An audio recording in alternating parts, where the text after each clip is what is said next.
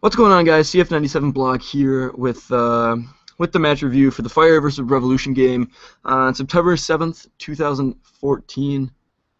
Um, Jack here, and with me, as per usual, we have Reed. And disappointing game. We came out so hot, so many chances. Niasi should have had a hat trick in that first half. To lose 2-1 like that away from home after going up 1-0. Just give me your thoughts about that game. Uh, the thing with the Fire is we look strong throughout the whole match. You rarely do we have oh man, we looked like crap that whole game. What are we doing out there? We men against boys. It never really looks like that, but we just have those crucial moments in which we just completely break down. And maybe it's a communication error. I'm not really sure. I'm not Frankie Allop, but it always kind of you always kind of are let down more than anything else by those moments when you have a good game and there's just 15 seconds of total game time in which the Fire were not par, they didn't meet the expectation, and we get games like this where we hit the bar however many times, and we give up just goals that really could have been prevented. Yeah, it was just disappointing. Tonight is an excellent example again of our defensive woes. Yeah, well executed set piece by the Revolution, knocked around. Obviously something from the training ground. Still simple. You got to man mark. You got to go with your man. You can't just leave him sitting at the back post. And I said man marking. That's what the Fire have been in all season and are the majority of the time. Do you think that it's time for Yallop to go to more of a zone opposed to the man marking, because it's just been so bad? Do you think that moving to a zone would help, or what do you think about that? I'm not huge on change for change's sake, but maybe it's not quite change for change's sake, because it does kind of seem like we might need something new in the back, and I just don't know if he's not confident in the player's ability to perform there, or if he doesn't think it'll have enough cohesion in any moving forward. Any forward momentum moves, not really sure, but I don't know. It does seem like we do need something new, something fresh in that back line. Yeah, I would agree. I don't know. The back four have been decent. Samari and Laurentowicz have been decent. Tonight's starting 11 was Sean Johnson in goal, obviously. Palmer on the right, Segura's on the left for wingbacks.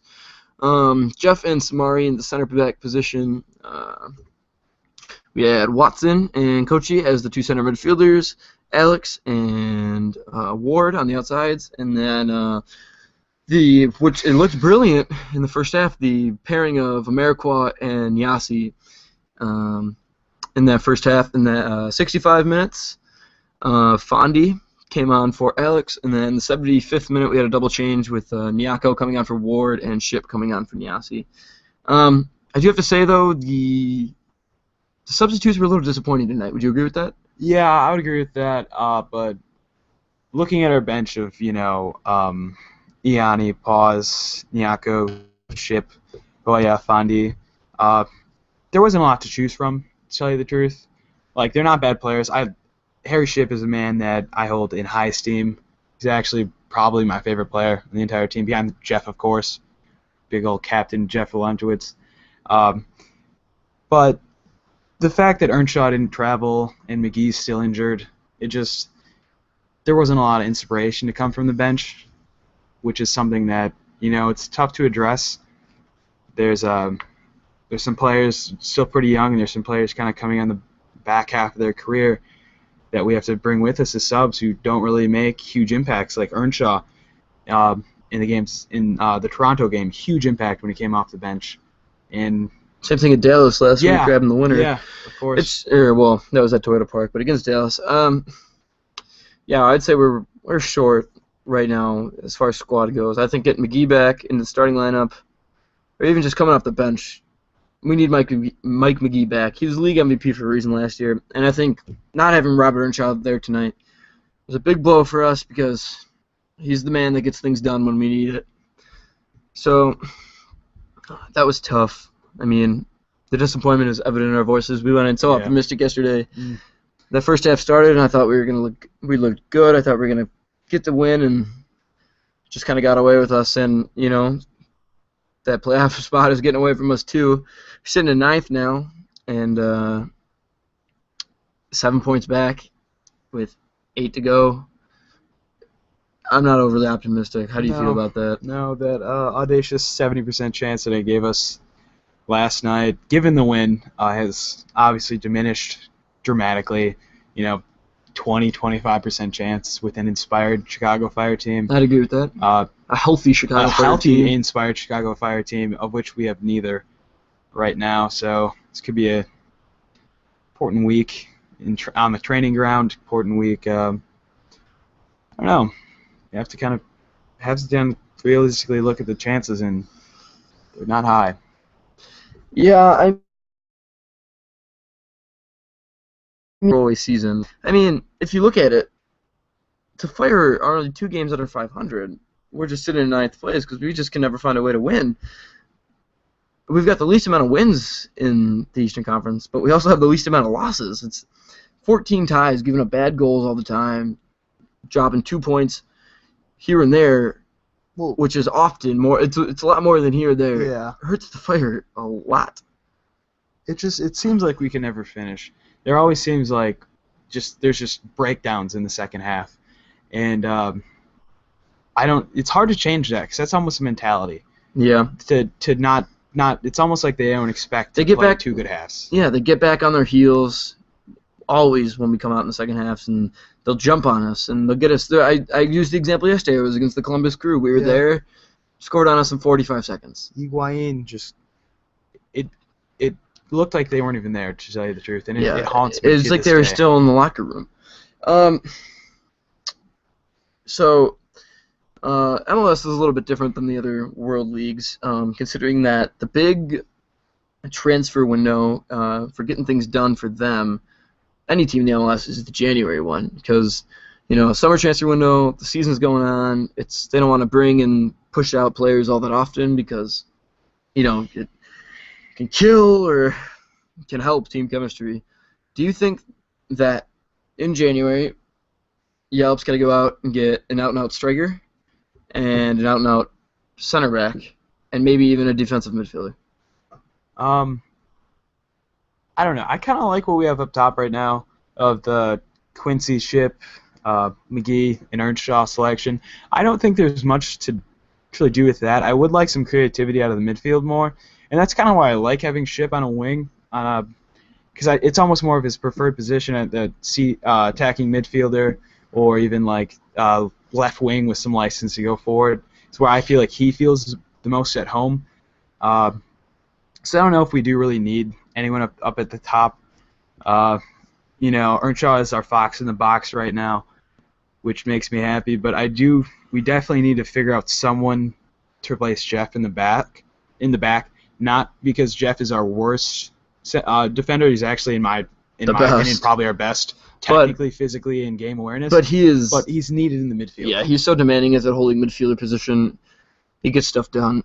It allows, and the last point on that is it allows the other center mid to go forward because they know he has he's a rock. He's a rock in which we can build off. Yeah, and being a center back, you hang back. You're almost like a keeper. Anytime you ever get past midfield, a lot of the time much past midfield is corners. Set pieces, free kicks, corners. I think having him as a holding midfielder would be good because tonight when Amarikwa and who was it, Davies maybe? I don't remember who it was for the Revolution. Got into a little bit of a shoving match. He had a big 40, 45-yard sprint to get up there to settle things down. Like, I think that you need to have your anchor. You need to have your leader right there in the midfield where he can control everything.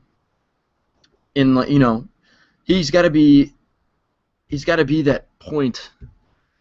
Laurentowicz is that point of, everything builds around him. 365 degrees. The attack builds through him. He's so solid defensively. I don't know. I think that we do need to go out and get I don't know if there is such thing as a big name center back. Well, you got to go out. To us. I'd say go to England. Look, to England, look to Scotland. Look where you can get a big bruising, strong, but very technically skilled center back. Bring him in. Don't care how much money it's going to cost you. I know transfer budget's not huge, never is in Major League Soccer. No. Go out there. You can find a good bruising center back in the English Championship, in the Scottish First Division. I would say go get one. Yeah. To tell you the truth, I would more prefer if we did go abroad to pick out a young lad out of maybe an English youth system. I know there has to be dozens of English youth who would do fine in MLS. Yeah, Or just not quite on the grade to meet. And they would the come for standard over first there. team football. Yeah, they would come because we promise them that they will play and they will be developed, which is something that I really like. Like Ship has developed a lot over the last year, and he's he played in the Chipotle homegrown MLS All-Star game. Well, it's not quite an MLS All-Star game. It's like during the All-Star break. Yeah. It was still in Portland. It's a big deal. It is a big deal. Yeah, so that was just our thoughts on the game. Just a quick recap. Nyasi got the scoring started for the Fire with a wonderful header in the 28th minute. Not a whole lot happens in between there until Fagundes scores that equalizing header off of a well-executed set piece from Revolution. Again, just substitutions until Davies grabs that defensive breakdown, 60th minute goal to just kind of take all the wind out of the Fire sail and that stuff. So, although that did come from a beautiful ball forward. Yeah, Jermaine Jones did play. Off. That was great ball. Yeah, it was. Gotta give hats off, and just makes you wonder what he'd be doing in a Fire jersey. Oh yeah, the fact that it came down to a freaking coin flip, it just hurts. It hurts my heart. It's things like that. Like in MLS, how MLS doesn't have promotion relegation, how they don't, how their transfer windows are a little strange, and the fact that they're too centralized in my opinion. Everything seems to go through the league heads, which it's less like in England if Tottenham wanted to buy a player, Arsenal couldn't just come in and say I also want him, and then the FA wouldn't leave it up to chance to see where he goes. When Jermaine Jones, I believe, would have preferred to come to the Fire. Chicago's a bigger market. Yeah. It's in the past now. Nothing we can do about it. He would have been a big addition to fill that holding midfielder role. But imagine, how much, just the amount of pure class in a midfield of Jeff and Jermaine Jones, which it would be insane. Yeah. So again, 2 on the final here Sunday night. Disappointing, crushing to the Fire's chances of making the playoffs. It's not impossible, it's not likely, but still pretty optimistic. Thanks for tuning in, guys. This has been CF97 blog. Jack, once again, Reed, thanks for joining me. Thank you guys for checking in. Make sure you like, subscribe, check us out on our Twitter, our Tumblr, our Instagram. Links are down in the description. Thank you guys for listening.